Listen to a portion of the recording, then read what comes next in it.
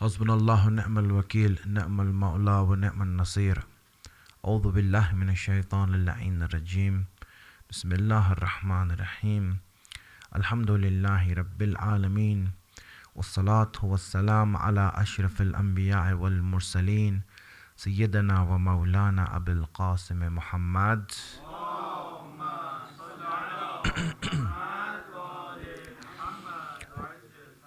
وعلى آله الطيبين الطاهرين المعصومين. Laylatul Qadr is the night in which Allah has given us the choice to choose our future, to be a part of writing our future. And this is an ikhtiyar and our free will and choice that He has given us on Laylatul Qadr. And in this night He plans out the whole year and puts everything in place and sets His plan in motion throughout this year. Throughout the year, the whole plan is made on Laylatul Qadr. Now, one thing obviously to understand here is the fact that anyone who's living their lives, they're making the choices and they're making the decisions themselves. But those decisions and those choices are known by Allah, and Allah has put those choices in His plan. So, when we say that, for example, everything's planned out on Laylatul Qadr, it doesn't mean that He has compelled us to make those decisions in our life. Rather, it is the knowledge of our decisions that Allah is putting in His plan and saying, these are the decisions that you will be making. Right? The decisions are our own. What we will do in a certain situation is our own decision. It's my own decision what I do, whether I like it, whether I don't like it. This is my reaction and my decision. But because the knowledge of Allah is such that He knows the decisions we will make, that's why He's putting those decisions as a part of His plan. And by putting our decisions as a part of His plan, He is making it clear to us and clear to everyone to understand the glory of His power. To just comprehend the glory of His power, that He is so powerful that He can tell us what decisions we are going to make, and we will make those decisions. Not that we are being forced to make it, but we are making it. But He's telling us beforehand, this is what you are going to say. This is what you're going to do. And this is Allah's power. That's why it's called Laylatul Qadr. Qadr means power. This is a night to witness Allah's power. This is what we understood yesterday. Right? This is to understand Allah's power, that He knows what we are doing. It's like, for example, a teacher knows his student and will say that, listen, you are going to fail. And say, how can you say I'm going to fail? And when you fail, so obviously it's not because the teacher said so, it's because you didn't do well. But the teacher knows you so well that he knows that what you're going to do and what you cannot do. It's the same way in a more refined and in a more accurate and perfected way that Allah knows exactly what His creation is up to, what decisions they are going to be making, and He lets that decisions be made, and He lets us know, puts it in His plan, sets it forth, and hence no one can do anything about it after that. Salawat ala Muhammad wa ala Muhammad.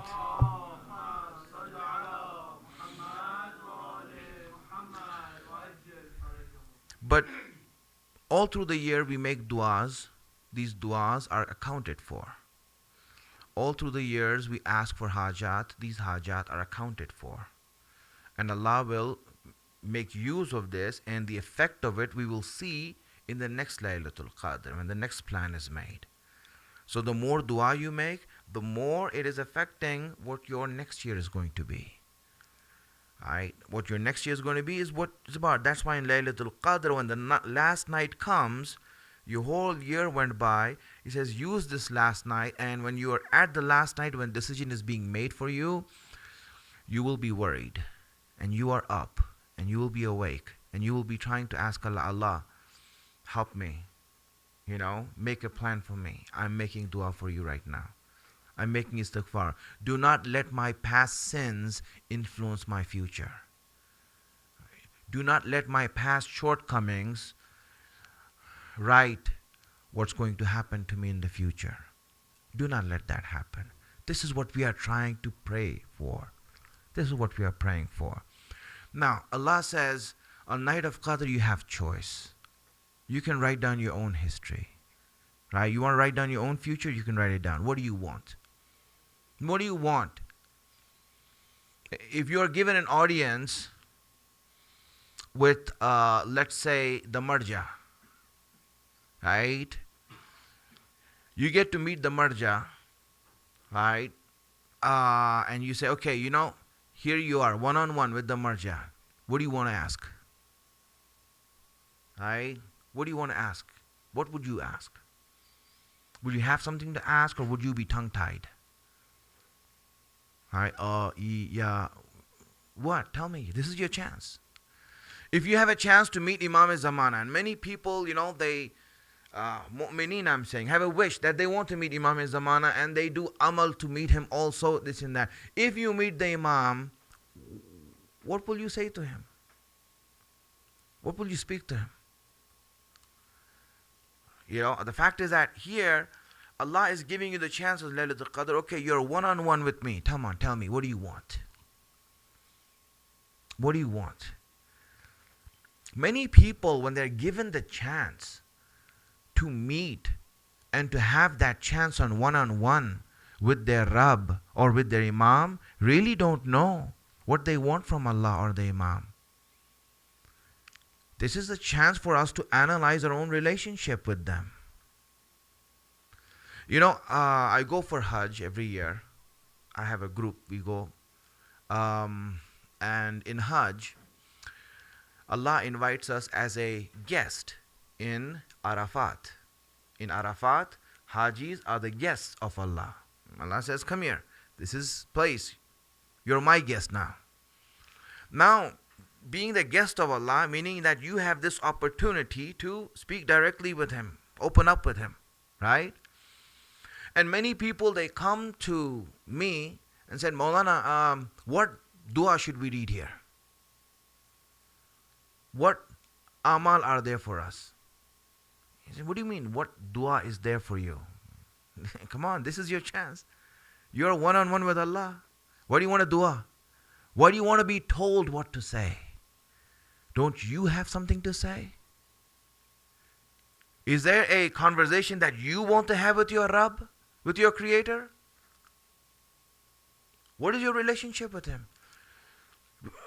It's that time we realize what kind of relationship you have with Allah. What kind of relationship that I have with Imam. When I want to speak to the Imam, what do I say? I don't know, because really, Imam, I don't even know you that well. I don't even know you that well to even speak to you openly. I'll ask you, how are you doing? How are things? What's going on? The reason I do this, if you have a close friend who's very close to you and intimate to you, you don't ask these questions. So, how's life? He's like, what are you talking about? How's life? You know me more than I do. Right? You'd never say that to a close friend.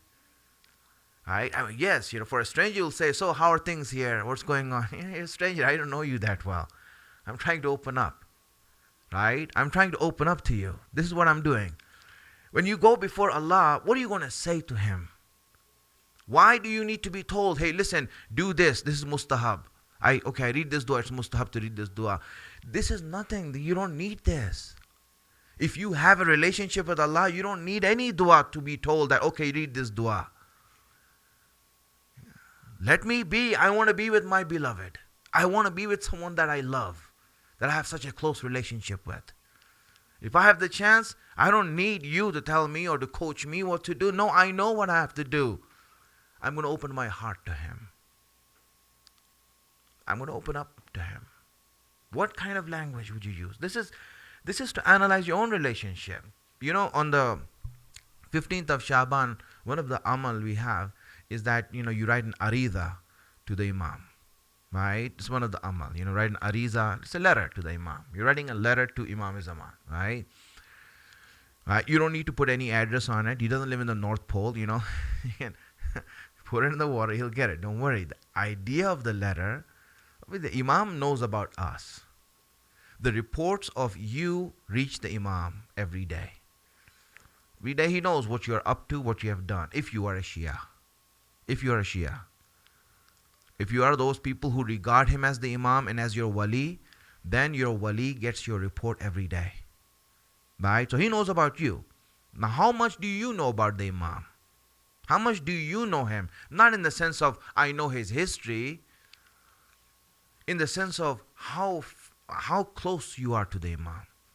You see, when you start writing the letter, this letter is not so that the Imam knows you. This letter is so that you can know your own self. How close you are to the Imam. Is it easy for you to write the letter? Or is it difficult for you to write anything? You're like, oh yeah, Imam. Let's see. Why are you stopping? You see, if there was a relationship, you won't stop. You won't stop there. See, this is where we are being told at that point, look at your own self and your relationship with your Imam. If it's real, then you're going to make it grow from there.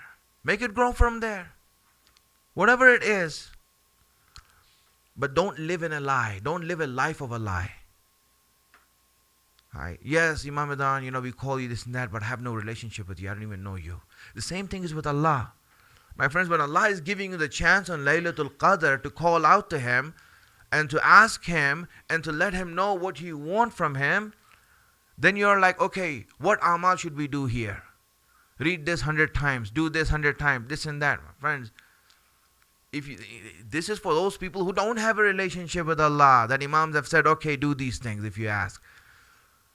But if you do have a relationship with Allah, then you know what? You would know what to do. Love will find that way for you to tell. Your relationship will find a way for you to tell. Many of us, we look at these things and, we need to do this.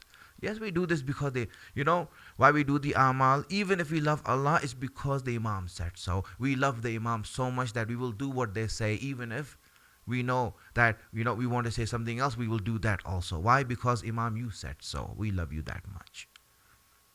We love you that much. That's why we are doing this. You asked us to do this, we'll do this. Because we know we love you, and through you we love Allah.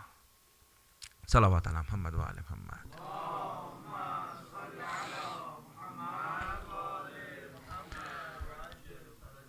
So Laylatul Qadr is a night in which you have been given the choice to make your own choice. Now it's up to you. Allah says it's up to you.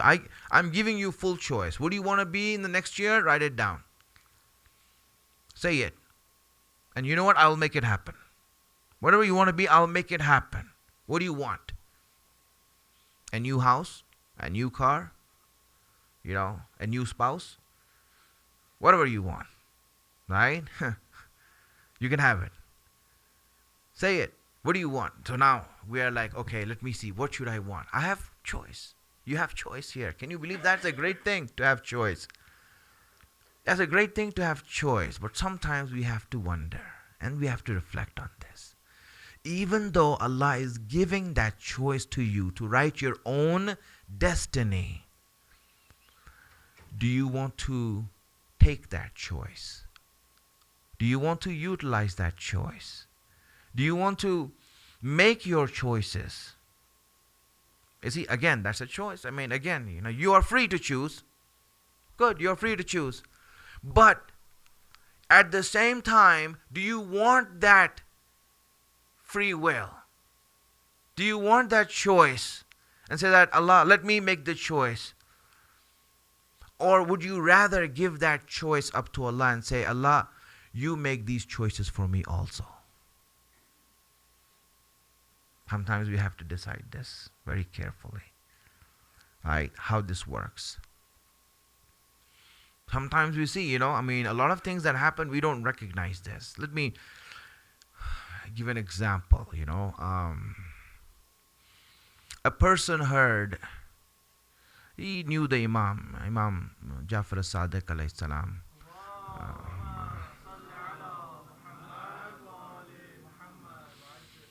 A person heard that the Imam knows everything, right? He knows the future. So he came to the Imam and said, Imam, I heard you know the future. He says, we know what Allah has shown us.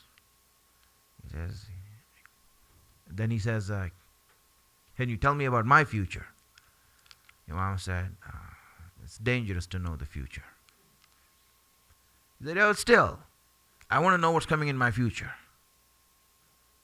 He said, listen, knowing the future is dangerous. It's not good. And the man insisted, listen, I want to know the future. That's it. It's my future and I want to know it. So the Imam said, all right, you want to know the future? He said, yes, I know the future. So the Imam said, all right, I'll tell you something about your future. The man was very, intense. All right, say it to me. He said, your horse is going to die. Your horse is going to die. He said, my horse is going to die. Then he goes back, he thinks about it, and he sells his horse. He sells his horse. He makes the money out of it. The new loser loses money because as soon as he buys it, the horse dies. So now the horse is dead. He makes money off of it. So now he's saying, hey, it's good to know the future. I made a profit out of this one. Right?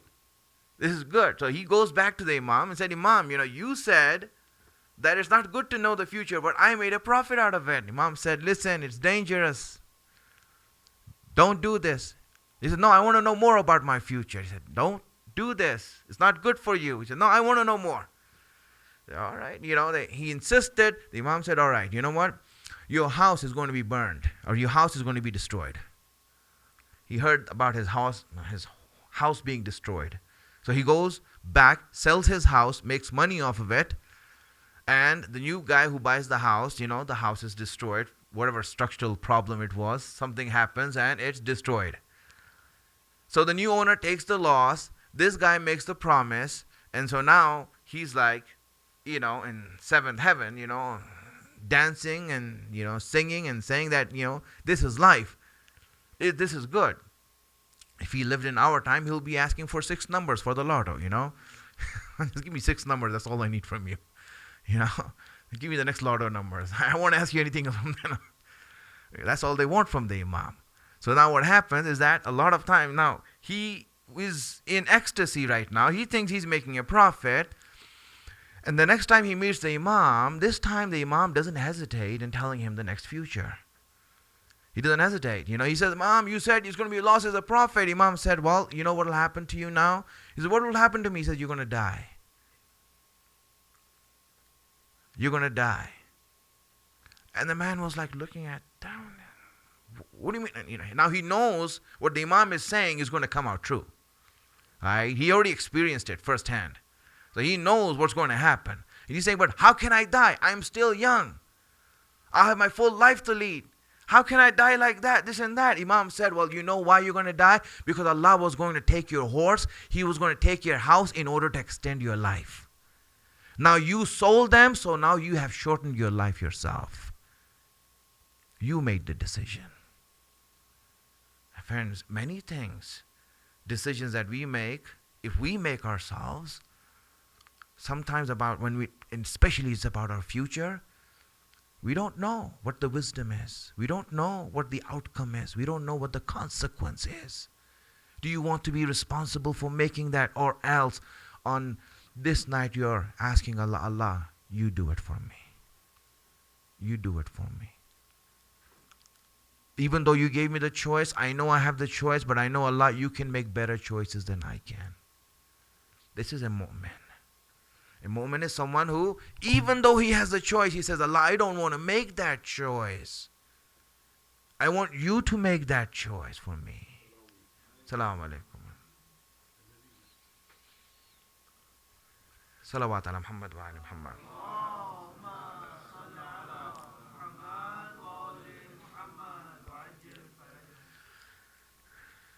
This is the actual reality, my friends. If you do have a choice, do you want to make it or do you want Allah to make it? Yes, there are those things Allah decided for you. Allah says believers give up their choices when Allah makes the choice for them. وَمَا كَانَ لِمُؤْمِنٍ وَلَا مُؤْمِنَةٍ إِذَا قَضَى اللَّهُ وَرَسُولَهُ أَمْرًا أن يكون لهم الخيرة. He says that it is not befitting for a mu'min man nor a woman that when Allah makes a decision for him, that they should have any choice in that matter. Yes, they have a choice. Allah says, for example, something is haram. What, you don't have a choice to do that haram? Of course you have a choice to do that haram. All human beings have a choice to do that haram. Allah says, you can't drink alcohol. Beer is haram for you. So, do you have the choice or not to drink beer? Are you able to go out to the store right now and buy a can of beer and drink it? In fact, beer is less expensive than water. Right? Now you want to go out and buy it? You can do that, right? You have the choice to do that. But Allah says that when Allah and His Messenger decide on something, then believers are those who give up their choice and say, we don't want to make a choice here. There is no choice here. To them, when Allah and Rasul decide on something, it's a no-brainer for them. Hey, we have no choice in this matter. It's a no-brainer for us. Finish, it's over. Allah made a choice. He made a choice, finished. This is a believer. A believer is not someone, who, for example, after knowing what Allah says, I don't agree with that. I don't agree with that. It doesn't make sense to me. Okay. Your choice. Right? You're making the choice. You're not what you're doing here is that you're making the choice. You're not letting Allah make the choice for you. When someone disagrees with what Allah says, all he's saying is that, listen, I'm making my own choice. I don't want you to make choice for me. That's what they're saying. Right? A lot of times when we look at it, we don't understand things. Obedience to Allah doesn't mean that, if it seems right to me, then I'll do it. For example, anything that Islam says, obeying that rule based on if you like it is not obedience to Allah. It will not even be counted as amalus salihat. Why are you fasting? Oh, I think fasting is a great thing. Okay. You're not doing it for Allah. You're doing it for yourself. There is no ajr for it. There's no reward for it. There's nothing for it. Whenever you act on anything in Islam, if you're doing it because you like it, because you think it's right, then it means that you're following your own fantasies, your own imaginations, and your own thinking, not what Allah is saying. To us, what obedience and Islam and taslim and submission means is that Allah, when you make a decision, I hate the decision, but I submit to it because you're making it. I don't like it, it doesn't make sense to me, but I am submitting to you. I submit to you. You're the one who should be making the decision. I submit to you. It makes no sense to me, but because you're making it, I'm submitting it to you. You see, this is Muslim. This is someone who submits to Allah. This is submission. Not to say that, well, this is what Islam says, let me think about if it's right or wrong. The minute you start thinking if it's right or wrong, it means that you have given no authority to Allah. You haven't understood who Allah is. That's what happens. Submission is important. This is the reason why on Laylatul Qadr, Allah is giving us that choice. He says, this is the choice I'm giving you. Take this choice. You want to take it? Take it. I'm giving you that for it. If you take it, it's not bad at all. If you take it, it's not a sin. It's not anything. You have the right to take that choice. Would you do it? Would you make that choice, my friends? La ilaha illallah. This is where we need to decide, sometimes giving the choice in Allah's hands. Not sometimes, all the time. Allah, you make the choices for me. Really. You know what's best for me. I don't know. Because you know why? Understand this, my friend. Let me tell you why in briefly. I don't know if I'll have enough time, but tomorrow I'll explain it more. Inshallah. Send loud salawats.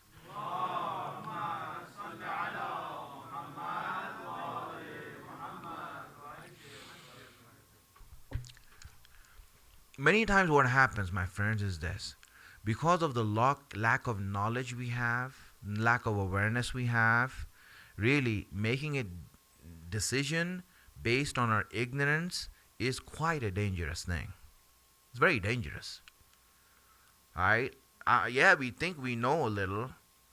Right? Even if you put all ourselves together, meaning not just us or anyone else, right? We put the whole world together, we know basically nothing. So now basing a decision on that is very dangerous sometimes. And so because of this, you see, we don't make decisions because we can't see the whole picture. We can't see the bigger picture. Only Allah knows the bigger picture. And if we don't know the bigger picture, then why do we want to make a decision for ourselves? Why do we want to do that? Hazrat Musa alayhi salam is a prophet of Allah, an Ulul Azm prophet, Nabi. He, one incident from him, his life, I will relate to you. And it's a very astonishing experience that he had. He went to a place where there was an oasis, some water, a pond, and there was a mountain next to it. You know, in the desert, you always have these oases. No one's around there, empty. So he comes to the water pond, water hole, drinks some water, wants to rest. So he goes on the hill that's next to it. It's like a mountain type hill. He goes on top of it in order to get some fresh air. There's good breeze there. He wants to get some rest on top of it. So he goes there and sitting down. And then in the next few minutes, he watches something that blows him away. Completely blows him away. Now what he watches is that he saw a man come there on a horse. This man rides on a horse, comes there. And he sees, he drinks water, he rests over there a little while. Musa is looking at him, seeing from above, from top. Then he gets on his horse and goes. As he starts riding away, Musa is noticing him, and he looks back at the pond, and he notices that he left his purse, his money bag. In those days, there were no banks where you keep your money, anything like that. So all your wealth that you have, you keep in your money bag. So whenever someone loses their money bag, it's as if they lose everything in life.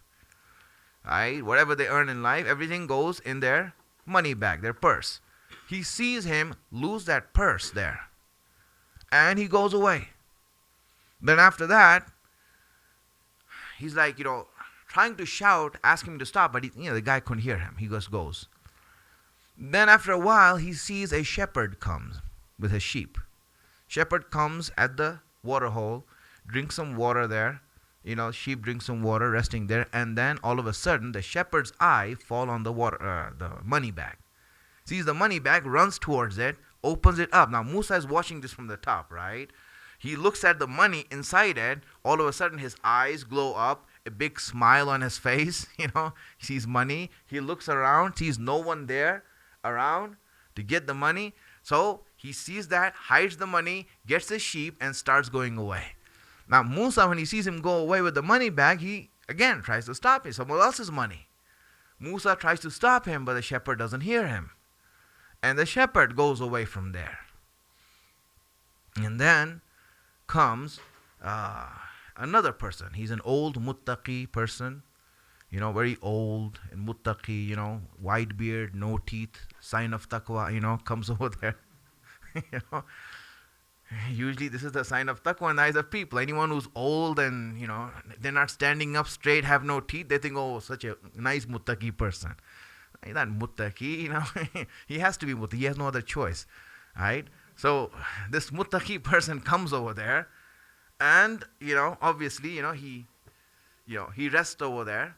And as he's resting there, he sees the first guy, the one on the horse who lost his purse, come back, obviously looking for his money, for his purse. He comes by, starts frantically looking around, and he's like worried. And he sees this old muttaqi guy there, and he comes up to him. He comes up to him and says, have you seen my purse? Whatever he says, Musa is looking at it from far. He says, have you seen my purse? He said, what purse? I don't see anything here. And then all of a sudden, there's that argument between them. He thinks this guy did it and this and that. He's accusing him. He says, I didn't do it, this and that. it becomes a little bit heated, and he takes out his sword and he kills him. The man kills that old guy. He kills an old guy, looks around, sees no one is there as a witness, and he goes away on his horse. And that's it. Musa sees this happening in front of him. All three scenes, he sees it happening in front of him. And he looks around, and he's like, wow, how do I do this? What just happened? Now really, he is someone who's intelligent. Ulul Azam Prophet means he's intelligent. He's able to decipher things. He's able to put one and one together real fast. Sometimes, you see people aren't intelligent, like, oh, what happened? Whatever happened, He knows what's going on. He sees what's going on. He's able to decipher it, put two and two together, but still it doesn't make sense. Why? Because then he asks Allah, he says, you are in charge here. There's no zalim in charge here. There's no oppressor in charge here. This is not the kingdom of Fir'aun. He's not ruling here. This is your kingdom. There's no one here to influence anything. How did this injustice happen? This injustice happening in your domain, in your kingdom, how can this happen, Allah? Meaning this person loses money, someone else steals it, and someone else is blamed and killed for it. Allah, how did this happen? It's injustice. Allah, he tells him, because Allah used to speak with Musa. He used to speak with Musa. So he spoke with Musa. He says, Musa, what did you see? And Musa says, well, I saw this person, he lost his money and someone else stole it, and some other person, a third party, was killed for it.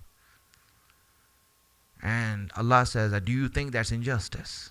He says, but it's gross injustice. I see it's injustice. How can it not be injustice? Look at this. This is, anyone would say that, right? For example, if I steal your money and you go and, punish someone else for it, and he goes to jail for it, of course it's injustice, right? So now Allah says, now Musa, let me tell you the rest of the story. You just saw that much, right? And based on that, Musa, you made a decision. Maybe you were hasty in making your decision. Let me tell you the rest of the story. You see, my friends, from here understand this very carefully. And this example, inshallah, I'll give another example tomorrow also from the Quran. Right? But this I'm giving from Hadith. Right? So you understand this much. Allah tells Musa that, Musa, tell me, what did you saw? You saw this person came here, lose his money. You saw this other shepherd come here and steal the money. You saw the old muttaqi person come there. And then you saw this person come back and kill him, accusing him of stealing the money. So now, let me tell you, Musa. First of all, the father of this person who was on that horse, who lost his money, took a loan. He had taken a loan from the father of the shepherd. And he died early. So there was no proof of this loan. The person, his dad, died early at a young age, and there was no proof for that loan, and that loan was never returned to its rightful heir. So Musa, the amount of money that he owed was the exact amount of money that he lost in his purse. I was returning that money back to its rightful owner. I was returning that money back to its rightful owner. And then you saw that muttaqi person come there. Well, let me tell you, Musa, people are not what they seem to be. Some people might be muttaqi now because they have no choice. In these younger days, this person had nothing to do with taqwa. This person had nothing to do with taqwa. And you see this happening. A lot of times you see, my friends, when you are old and have, and you can't even do sins even if you want to, right? What else are you going to do? Of course you're going to pray and make dua. Right? The feat or the accomplishment is that if you can do the same thing while you're young and have the ability to disobey Allah, that's a whole different thing. Yes, then you will be regarded as muttaqi. Then this is taqwa, that you have the desire that's pulling you away, but you're fighting it in order to obey Allah. This is something else. Then you don't have a choice. I have nothing else to do. What can I do? Right? Islam is not a place for losers. Islam is a place for winners. Those who won their battle came here, not those who lost their lives and now they're at the end of their life and saying, Allah, now accept me. Inshallah, Allah, His mercy and grace is such that He will also accept such people. So this person was muttaqi one time. At one time, this was a thug. He was a very bad person. And you know the reason why this horseman's father died young is because this old muttaqi person killed him. He's the one who killed him, murdered him. And no one knew who murdered him. And the blood of his father was still not avenged. There was no justice done for it. Musa, now this person comes back and kills him for this reason. For this reason. Now I have taken the avenge, or I have done justice to that murder that was done that never went where justice happened. Now justice is established. Now tell me, Musa, what happened you saw? Was it justice or injustice? When Musa heard the rest of the story, he says, Allah, this is justice. And only you know where justice occurs. Now obviously, him stealing the money is wrong. He will be punished for that. For why he stole the money in that way. Even though Allah is doing the justice. And that person who took the life of this person because he thought he stole his money back, he will be punished for that also. Why did he do it? Right? That's different. But there's justice happening behind closed doors. Salawat.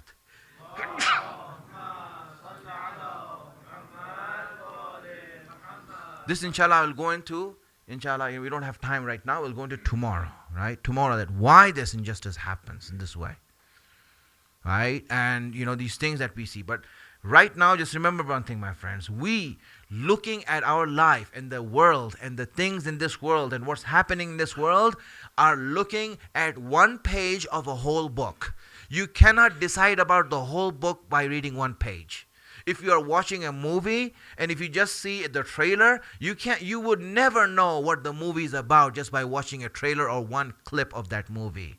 In fact, what happens, we get the wrong ideas. For example, if you see the ending of a movie, and usually in the ending, the hero is beating up the villain. So now you're looking at the hero beating up the villain, that's all you see, and you think that this hero is the villain because, oh, how bad this person is. He's beating this villain up mercilessly. This is a bad person. That's what you'll get out of it. But if you saw the whole movie and saw what the villain did to everyone else, then you'll make sense. Yeah, give him one from me also. This is what will happen. The idea is that when you just look at a clip of a movie or read one page of the book, you cannot make a judgment on the book. This is the reason when we look at our lives, our knowledge and our awareness of this life is so little, we cannot make a judgment of what's going on in this life. That complete story and that big story that only Allah knows what's happening is where all the loose ends of what we see are being tied and justice is being established. This is where it's happening, my friends. For us to look at this is premature. It is an ignorant decision we make. Oh, look at this happening right now. Earthquake happened, 70,000 people die. Oh, how terrible things are happening. You don't even know the big picture. Relax. Take it easy. Take it easy. Don't worry about it. All right? There's someone who's handling the show. There's a director of the show and a producer. Right? And they're handling the show. Don't worry about it. There's a story writer who's making sure that there's justice done in every little aspect of life. This is Allah's domain, my friends. This is Allah's domain. We cannot know what's going on. That's why we just look at things and we say, Allah, you know more than we do. We are just responsible for what is apparent for us, what is zahir for us.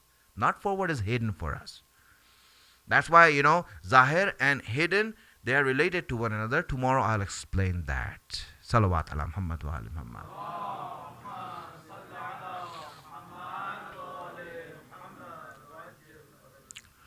Now, Allah has given us this choice on Laylatul Qadr to make. Do you want to write down your own history, or do you want me to write down your history? You want to know how I can shape your life? Look at how I shape. Those who gave themselves to me, I shaped their life. You can look at it. Allah says, look at it and then decide for yourself. You want to make the decision, or do you want me to make the decision? He says, Yusuf was thrown in the well. He gave himself up to me. He gave himself up to me. He was taken out as a prisoner, sold as a slave, lived as a slave, ended up in jail. Now, is that a bad life? You think that's a bad life? You think that's bad? And look at his life and look at your life. Which life is better now? Of course, Allah, I'm free. I have my job, I have my education, I have to do anything. And that was Yusuf, thrown in the well, sold as a slave, lived as a slave under someone else. He didn't even have his own freedom. He says, I took him from that state and I made him the Aziz, the minister of Egypt, where everyone bowed down to him. Tell me, I took this life, shaped it and molded it so that he can become the king. You see how I take people's life and change them? You just have to give yourself to me. Give yourself up to me. Look at Musa. His mother gave him to me in a wooden cradle. She threw him as an infant on that cradle into a river. And this is what we are calling the Nile River. It's not a stream or it's a major river, a lot of water, and it's moving. And she put it there. What are the odds that he will be saved? What are the odds that he will survive that? If she did that today, she will be arrested for reckless abandonment and manslaughter. She'll be arrested for that. She put that trust in who? In Allah. Allah is saying she put that trust in me, right? She gave him to me, and look what I did with him. The same person that Pharaoh wanted to kill, I raised him in Pharaoh's house. You see, when you give up yourself to me, this is how I shape your life. Sometimes we just have to recognize, my friends, and you know what? Allah, you make the decisions for me. I want you to make the decisions for me. You're better at it. I'm not. And when you give yourself, then you see the decisions Allah makes and how He makes you something, and how He molds your life and shapes your life into something else. A woman was taken as a slave. She was taken as a slave, brought to the slave market. You know how humiliating that is? Where everyone's looking you down and trying to buy you, purchase you. She went through that humiliation. She was sold as a slave. She went through that humiliation. And when she was sold, and the person who bought her, when he brought her to her destination, he freed her. At that moment when she was a slave, you know what? It was hard on her. But the one thing that she did do is I said that, Allah, I've given myself up to you. You are the one who will decide for me. She said that. She made that dua to Allah. That dua she made as a slave when she was being sold. And when she was bought, and the person who bought her, brought her home, freed her, gave her to his son in marriage. Son, marry this woman. His son married this woman. And they had one child from that marriage. My friend, the person she married was Imam Hassan Askari, and the son she had was Imam Mahdi.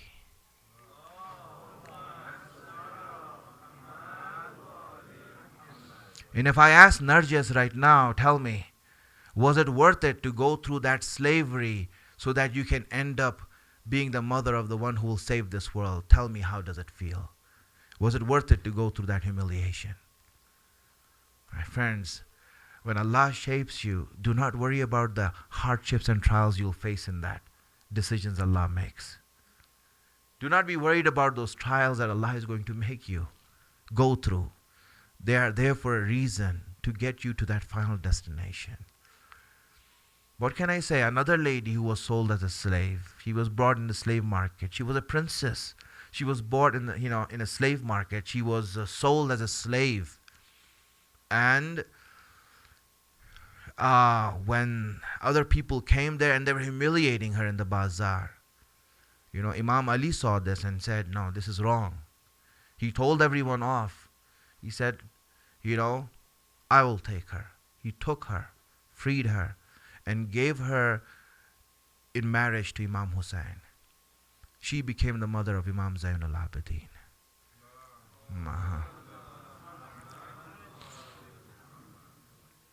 My friends, when you look at is the reward worth the trials? If I ask Shahar Bano, is the reward worth the trials that you went through? Is being married to an imam and being the mother of an imam worth the trials that you went through? Sometimes we have to understand that these trials and these hardships and these difficulties we'll go through are there for a reason and for a greater ending that we have. But the one thing that she wasn't able to do was come to Karbala. She wasn't able to come to Karbala. Maybe Allah's wisdom was behind that.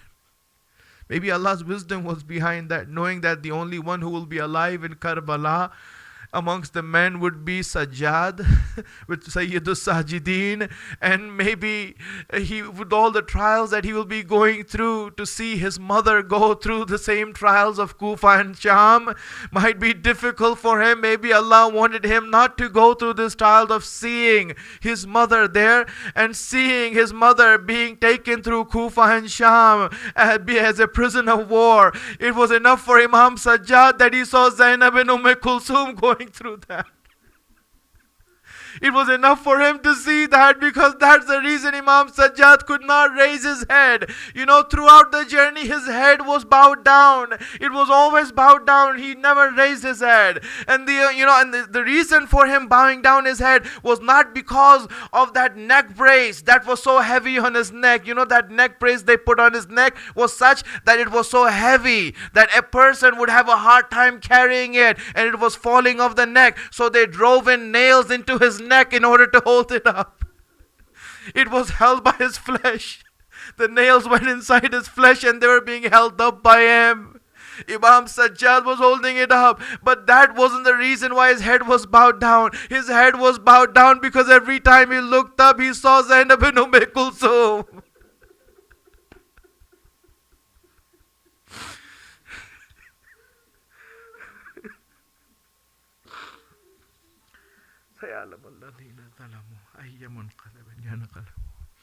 Ya Mahmud bihaq Muhammad, Ya Allah bihaq Ali, Ya Fatir as-samawat bihaq Ya Muhsin bihaq Ya Hasan, Ya Qadim al-Hasan bihaq Hussain. Oh Allah, give us the tawfiq and the blessing to be on the right path, the wisdom to understand your guidance. Hasten the reappearance of your Imam. Make us his helper when he comes. Wa akhir ad-dawana alhamdulillahi rabbil alameen. Salawat ala